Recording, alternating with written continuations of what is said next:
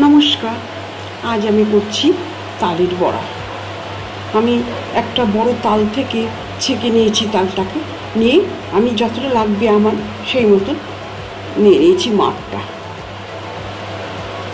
তাহলে দেখুন আর কি কি লাগছে বড়াটা করতে। আমার নিয়েছি অল্প 4টে এলাচ থেতো করে নিয়েছি, দানাটা নিয়েছি খালি।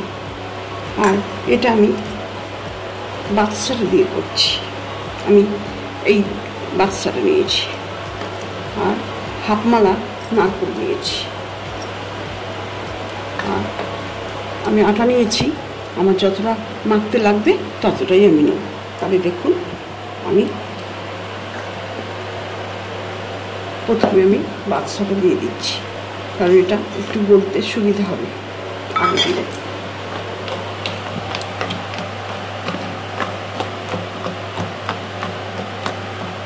নারকেলটা আমি দিয়ে দিচ্ছি।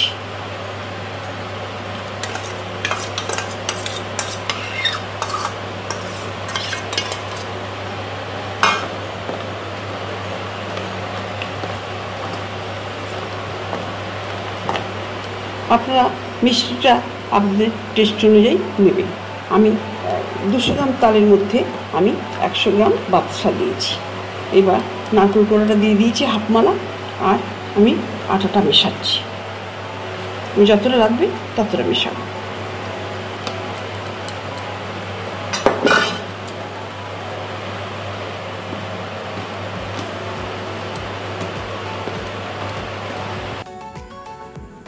মাখাটা আমার হয়ে গেছে, আমি এলাচি দানাগুলো দিয়ে দিচ্ছি মাখার মধ্যে।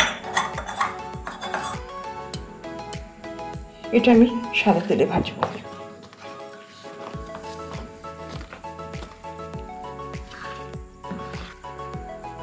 আমি কড়াই বসিয়ে দিয়েছি, তাতে সাদা তেল দিয়ে দিয়েছি। এবার আমি বড়াগুলো এতে ছাড়বো একটা করে।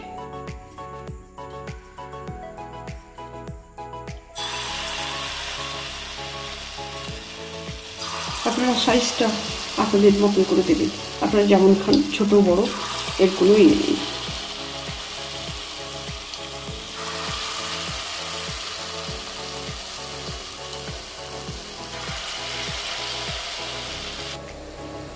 আমি গ্যাসটা লো হিটে দিয়েছি, কারণ ভেতরটা ভালোভাবে সুসিদ্ধ হবে আর পুড়ে যাবে না।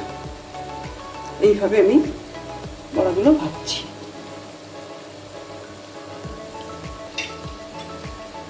আমি এক পিঠ করে উল্টে দিয়েছি, এক পিঠ করে উল্টে দিয়ে আরেক পিঠ ভালো করে ভেজে নিয়ে তুলবো। আমি লো হিটে করছি, ওই জন্য একটু সময় ধরে করতে হচ্ছে।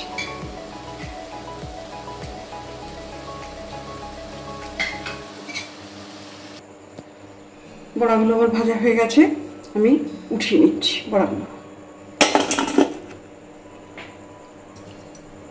এরপরে আমি আরও বড়াগুলো ছেড়ে দেবো। তাহলে হয়ে গেল আমার দারুণ স্বাদের তালের বড়া। আপনারা এইভাবে করবেন এবং খাওয়াবেন, সবাইকে শেয়ার করবেন।